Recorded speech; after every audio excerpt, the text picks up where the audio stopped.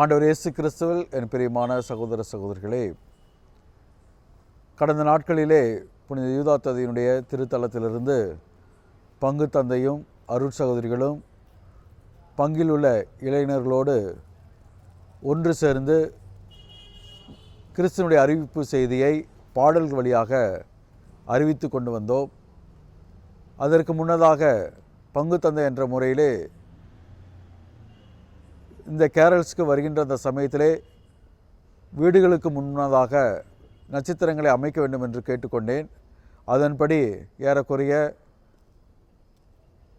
90% மக்கள் அந்த வீட்டிற்கு முன்பாக நட்சத்திரங்களை அமைத்திருந்தீர்கள். எனவே உங்கள் அனைவருக்கும் மனமார்ந்த நன்றியை தெரிவித்துக் கொள்கின்றேன்.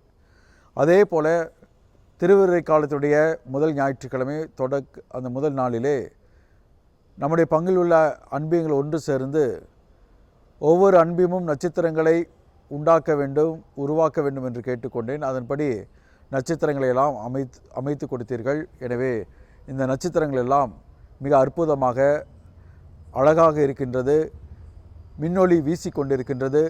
இதை பார்ப்பதற்காக மக்கள் ஒவ்வொரு நாளும் இந்த ஆலயத்திற்கு வந்து கொண்டிருக்கின்றார்கள்.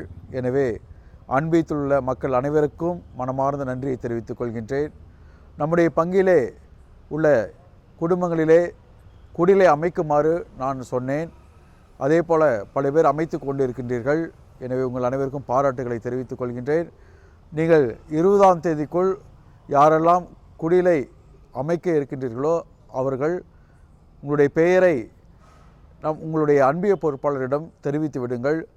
கிறிஸ்மஸ் முடிந்து 26ஆம் தேதி முதல் உங்களுடைய வீடுகளை சந்தித்து, அந்த குடில் அமைத்த அந்த வீடுகளை சந்தித்து அவர்களுக்கு நினைவு பரிசானது கொடுக்கப்படும். எனவே உங்களுடைய அன்பிய பொறுப்பாளர்களிடம் உங்களுடைய பெயரை கொடுத்தால் அவர்கள் நாங்கள் வருவதற்கு முன்னதாக உங்களிடம் தகவல்களை தெரிவிப்பார்கள். எனவே நாங்கள் சந்திப்பதற்கு உதவியாக இருக்கும். நம்முடைய பங்கில் உள்ள இளைஞர்கள் மிக ஆர்வமுடன் இரவும் பகலும் என்று பாராமல் இந்த குடிலை அமைக்க உதவி செய்து கொண்டிருக்கின்றார்கள், அமைத்து கொண்டிருக்கின்றார்கள்.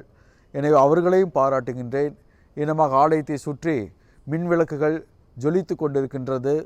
எனவே இதையெல்லாம் பார்க்கின்ற பொழுது மிக அழகாக அற்புதமாக இருக்கின்றது. எனவே இதை அமைத்த திருவாளர் ஆண்டனி அவர்களுக்கும் அவருடைய குழுவினருக்கும் மனமார்ந்த நன்றியை தெரிவித்துக் கொள்கின்றேன். இனமாக இந்த ஆலயத்திற்கு நீங்கள் வந்து வருகை புரியுமாறு உங்களை அன்புடன் கேட்டுக்கொள்கின்றேன். நன்றி.